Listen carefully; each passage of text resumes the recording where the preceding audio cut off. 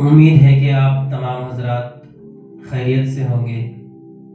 اللہ تعالیٰ آپ لوگوں کو خوش رکھے اور اس رمضان کے مہینے میں زیادہ سے زیادہ نیک عمل کرنے کی توفیق عطا فرمائے۔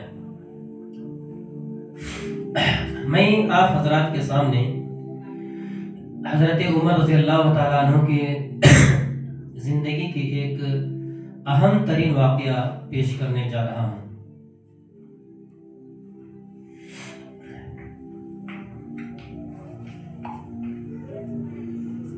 حضرت عمر رضی اللہ تعالی عنہ کے دور خلافت میں ایک بہت ہی ایموشنل اور زبردست واقعہ پیش آیا۔ حضرت عمر رضی اللہ تعالی عنہ ایک مرتبہ رات کے وقت گشت کرنے کے لیے نکلے، اپنے رعایا کے خبرگیری کے لیے، اپنے عوام کی خبرگیری کرنے کے لیے نکلے۔ حضرت عمر یہ وہ صحابی ہے کہ شاید کوئی مسلمان اس صحابی سے نابلد ہو۔ حضرت عمر رضی اللہ تعالی عنہ اپنے دور خلافت میں اپنے رعایا کی حالت معلوم کرنے کے لیے نکلے، رات کے وقت نکلے۔ راستے میں کہیں دیکھا کہ ایک جھوپڑی ہے یا ایک خیمہ لگا ہوا ہے۔ حضرت عمر رضی اللہ تعالیٰ عنہ وہ خیمہ دیکھ کر کے رک گئے۔ حضرت عمر رضی اللہ تعالیٰ عنہ نے دیکھا کہ ایک خیمہ ہے اور اس میں کچھ روشنی آ رہی ہے۔ حضرت عمر رضی اللہ تعالیٰ عنہ اس خیمے کے پاس چلے گئے۔ اس خیمے کے پاس جانے کے بعد دیکھا کہ ایک عورت ہانڈی میں کچھ پکا رہی ہے اور اس کے پاس ایک بچہ ہے جو بہت زیادہ رو رہا ہے۔ حضرت عمر رضی اللہ تعالی عنہ نے پوچھا کہ بہن بتائیے آپ کیا کر رہے ہیں؟ تو انہوں نے کہا کہ بھائی میرے پاس کوئی چیز کھانے کے لیے نہیں ہے، میرے گھر میں کھانے پینے کا کوئی سامان نہیں ہے اور میرا بچہ بھوک سے پیاس سے تڑپ رہا ہے، لہذا میرے پاس بنانے کے لیے کوئی کھانا تو نہیں ہے، لیکن میں نے اس ہانڈی میں پانی رکھ دیا اور اس کو ویسے ہی ابال رہی ہوں۔ میں جانتی ہوں کہ ہانڈی میں کوئی کھانا نہیں پک رہا ہے، لیکن میں پانی ابال اس لیے رہی ہوں کہ بچہ یہ سمجھے گا کہ میری ماں میرے لیے کھانا پکا رہی ہے، لہٰذا میرے بچہ رو رو کر کے اس انتظار میں کہ کھانا پک رہا ہے، ایک نہ کبھی وہ جو سو جائے گا، اس مقصد سے میں پانی ابال رہی ہوں۔ اس عورت کی یہ بات سن کر کے حضرت عمر رضی اللہ تعالیٰ عنہ کے آنکھوں میں آنسو آ گئے۔ حضرت عمر رضی اللہ تعالیٰ عنہ رونے لگے اور اپنے آپ کو کوسنے لگے کہ اے عمر،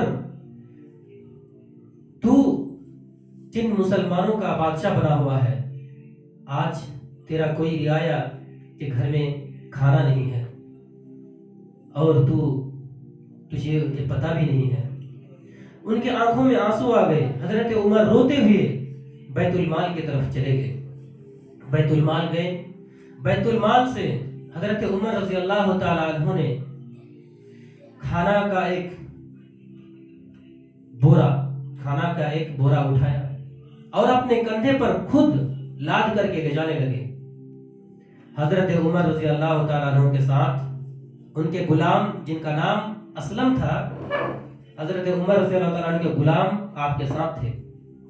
حضرت عمر رضی اللہ تعالیٰ عنہ نے اپنا بوجھ کندھے میں رکھ کر کے جب چلنے لگے تو ان کے غلام اسلم نے کہا کہ یا امیر المؤمنین، اے آقا، آپ یہ بوجھ کیوں اٹھاتے ہیں جبکہ میں تو آپ کا غلام حاضر ہوں؟ یہ بوجھ مجھے اٹھانے دیجئے، میں لے کے چلتا ہوں یہ کھانا۔ حضرت عمر نے کہا کہ اے غلام، ایک بات بتا، کیا تو قیامت کے دن मेरा बोझ उठा सकता है? क्या मैदान महशर में तू मेरा बोझ उठाएगा? उस दिन तू मेरा बोझ नहीं उठाएगा ना, इसलिए आज तू मेरा बोझ नहीं उठाएगा। मैं खुद ही ये बोझ उठा करके उस गरीब के घर तक पहुंचाऊंगा।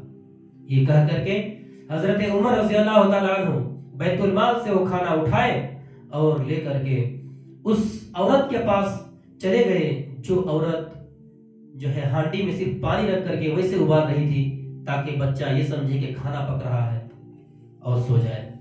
हजरत उमर रज़ी अल्लाह तआला अन्हु जो है उनके पास जाते हैं और खुद से खाना पकाते हैं, अपने हाथ से खुद खाना पकाते हैं और बच्चे को खिलाते हैं और फिर वहां से रवाना हो जाते हैं।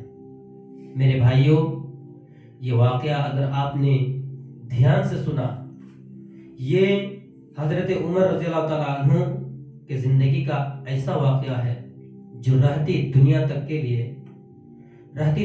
के लिए इबरत का निशान है कि जो बंदा इस वाकये को सुनेगा तो वो अंदर से हिल जाएगा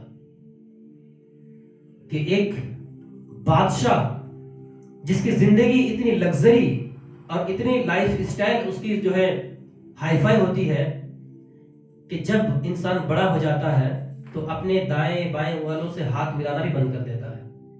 तो उसको सलाम करने के लिए आता है तो उसको जो है धक्का दे करके निकाल देता है। लेकिन हजरत उमर जो कि बादशाह थे और किसके घर पहुंच रहे हैं? एक झोपड़ी जो जंगल में जो खेमा ऐसे लगा हुआ है, उस झोपड़ी के पास जाते हैं और वहां पे उनकी भी हालत मालूम करके उनके घर तक खाना पहुंचाते हैं। आज हम और आप अल्लाह से ज्यादा डरते नहीं हैं। यही वजह है कि जो है हम लोग ज्यादा गरीबों का ख्याल नहीं रखते हैं, वरना पहले जमाने में ऐसे लोग गुजरे हैं कि जो है खाने से पहले 10 मरतबा सोचते थे कि शायद हमारे गांव में, हमारे मोहल्ले में कुछ ऐसे लोग हैं कि उनके पास शायद खाने के लिए कुछ सामान ना हो।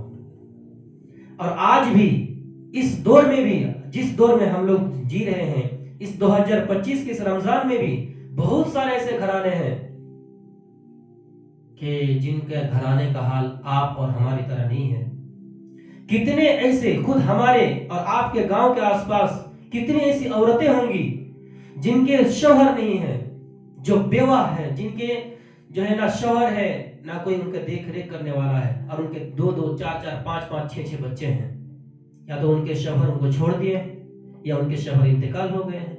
लेकिन अपने दिल पे हाथ रख के बोलिए कि आप और हम में से कौन है जो कभी ऐसे औरत के घर गए हों और उनके घर में जाकर के बैठे हों और पूछे हों कि बहन बताइए आपका घर कैसे चल रहा है, आपके लिए इफ्तारी का सामान कहां से आ रहा है, सहरी में आप क्या खाते हैं? कोई आज पूछने वाला नहीं है। आपने गौर किया, कभी आपने सोचा कि हजरत उमर के जमाने में भी ऐसे लोग थे? वो तो गरीबों का जमाना था, और आज जब इतना दुनिया तरक्की कर गई है उसके बावजूद भी ऐसे सैकड़ों लोग छुपे हुए हैं। लेकिन हम और आप में से कौन है जो हाथ उठा के कह सकते हैं कि जो है हम गए हैं कभी इन गरीबों को पूछे हैं? उम्मीद है कि आप लोग को इस वाक़े से कुछ न कुछ नसीहत मिली होगी। अल्लाह ताला जो आप लोगों को नेक अमल करने की तौफीक अता फरमाए और हम सब को इस माह रमज़ान में आगे बढ़ चढ़ कर के नेकियां जो है हासिल करने की तौफीक अता फरमाए। जज़ाकुमुल्लाहु खैरल जज़ा व अहसनुल जज़ा।